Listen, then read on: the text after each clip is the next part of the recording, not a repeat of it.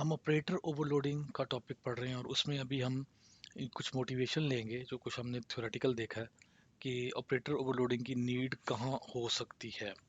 ये एक क्लास है कॉम्प्लेक्स नंबर की। आपने मतलब कि पढ़ा होगा कॉम्प्लेक्स नंबर के बारे में कि ये कॉम्प्लेक्स नंबर के दो पार्ट होते हैं, एक रियल पार्ट और एक इमेजिनरी पार्ट। ठीक है, तो क्या करते हैं हम, कॉम्प्लेक्स नंबर में दो पार्ट है, हम इसको यूज़ करते हैं और हम कुछ ऑपरेशन करते हैं जिनकी बेस पे हम देखेंगे कि अगर हमारे पास ऑपरेटर होते तो ये काम हमारा बहुत इजी हो जाता। ठीक है, चलिए हम ये चीज़ चेक करते हैं। ये दो है हमारे पास, इसके डाटा मेंबर है, इनको मैं प्राइवेट करता हूँ, राइट, एंड देन आई से दीज आर पब्लिक नाउ। ये मेरे पास पब्लिक है, ये पब्लिक मेंबर है।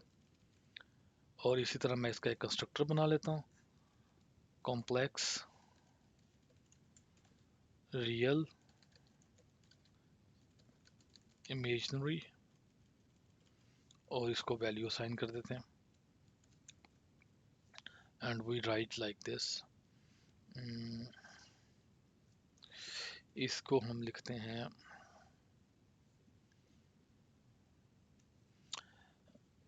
this real is equals to real and this imaginary is equals to imaginary, right. तो ये क्या हुआ, हमारा कंस्ट्रक्टर सेट हो गया।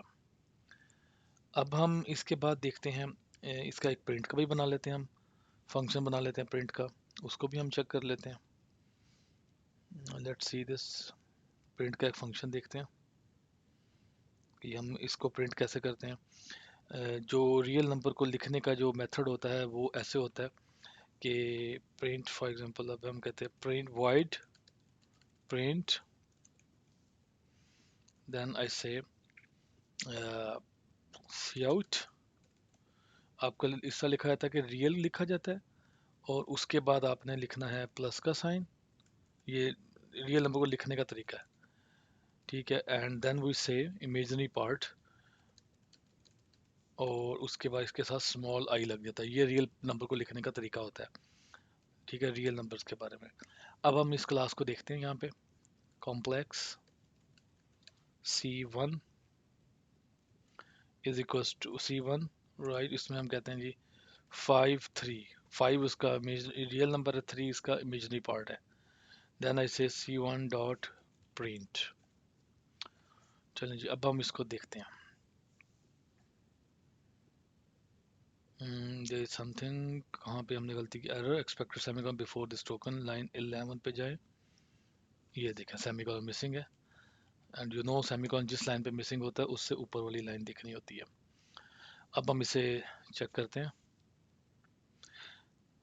ओके जी, ये हमारा एक कॉम्प्लेक्स नंबर प्रिंट हो गया। अब आप रिक्वायरमेंट ये है कि मैं एक और नंबर लेता हूँ C2, मैं यहाँ पे कहता हूँ 7, यहाँ पे कहता हूँ 2, एंड नाउ आई से not a print, what I want is, मैं ये चाह रहा हूँ कि मेरे पास इन दोनों को प्लस करके एक नया नंबर ले लूँ मैं। Complex C3 is equal to C1 plus C2, हम ये काम करना चाहते हैं। रन करते हैं।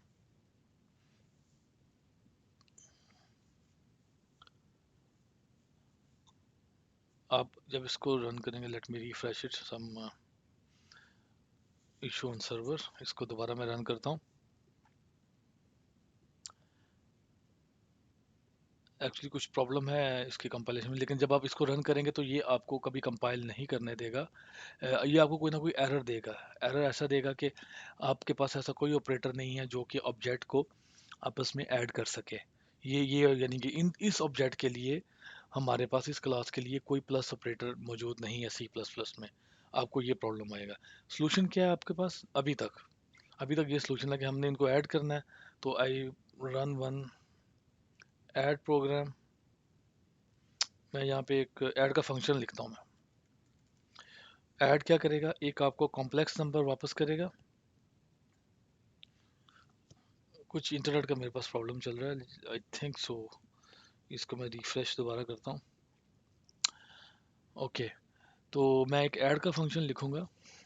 आई से वाइड वाइड नहीं बल्कि मैं कॉम्प्लेक्स नंबर ही वापस करूंगा, complex add, and I say take two complex number, complex obj1 comma complex obj2, दो इसको वैल्यूज जाएंगी, नहीं एक, सॉरी एक वैल्यू देते हैं। यानी कि क्या करेंगे हम, जो ये जिस ऑब्जेक्ट के साथ कॉल होगा उसके अंदर ये ऐड कर देगा और आपको एक वापस वैल्यू दे देगा। So I can say that complex, एक न्यू ऑब्जेक्ट, कॉम्प्लेक्स हम इसको कहते हैं टेम्परेरी ऑब्जेक्ट, और इसको हम 0 0 दे देते हैं स्टार्ट पे। एक्चुअली हमने क्या करना है, इसकी वैल्यू चेंज करनी है। temp dot real, temp dot real is equals to obj dot real plus जो हमारे पास है दिस, जो ऑब्जेक्ट इसको कॉल करेगा this dot real plus obj dot real.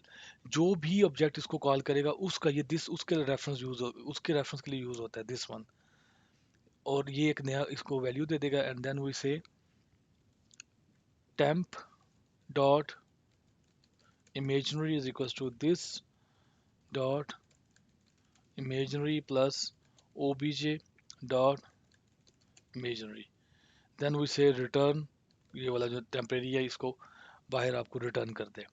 तो इस केस में आप ये काम जरूर कर सकते हैं, c1 डॉट एड c2, अब ये आपके पास c3 आ जाएगा। Then you can say c3 dot print. इसको एक बार फिर देख लें, ऐड का फंक्शन क्या करेगा, एक नंबर लेगा, यानी कि जो इसको कॉल करेगा ऐड के फंक्शन को, जो ऑब्जेक्ट, उसकी वैल्यू के अंदर जो उसको ऑब्जेक्ट पास करेंगे वो वैल्यू ऐड करेगा और आपको एक नया नंबर रिटर्न कर देगा।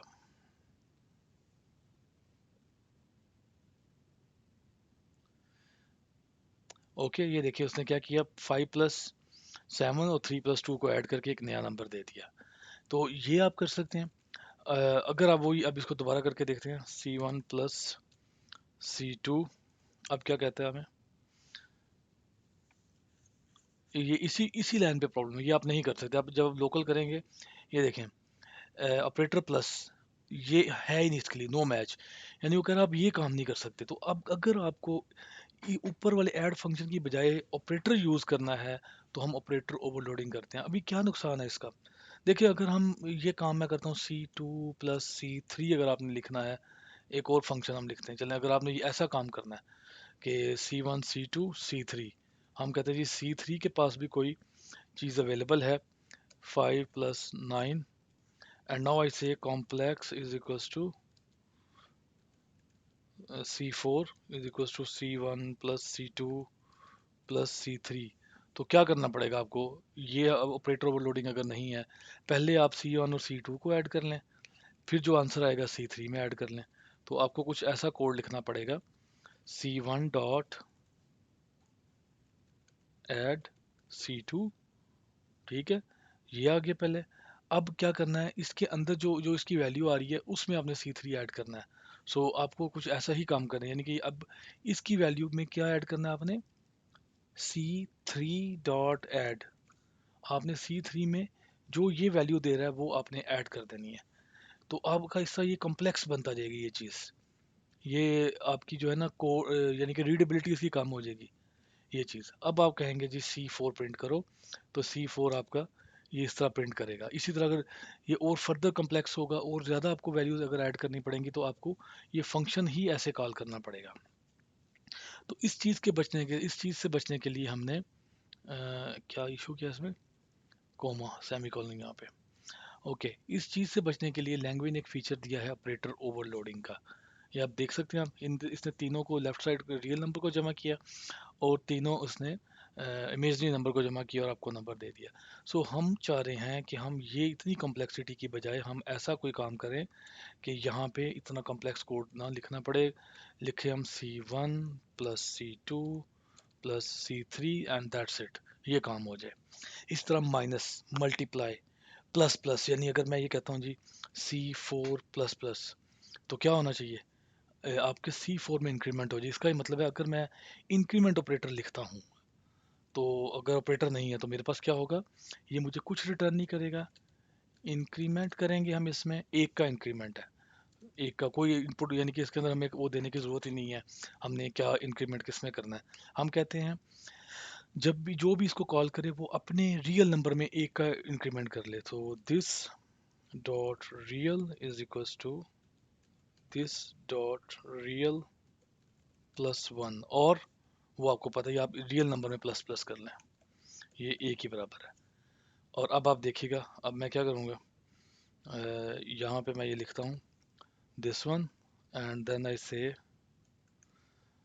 C1 dot increment and then print C1। तो ये आपके पास सोल्यूशन है इंक्रीमेंट का।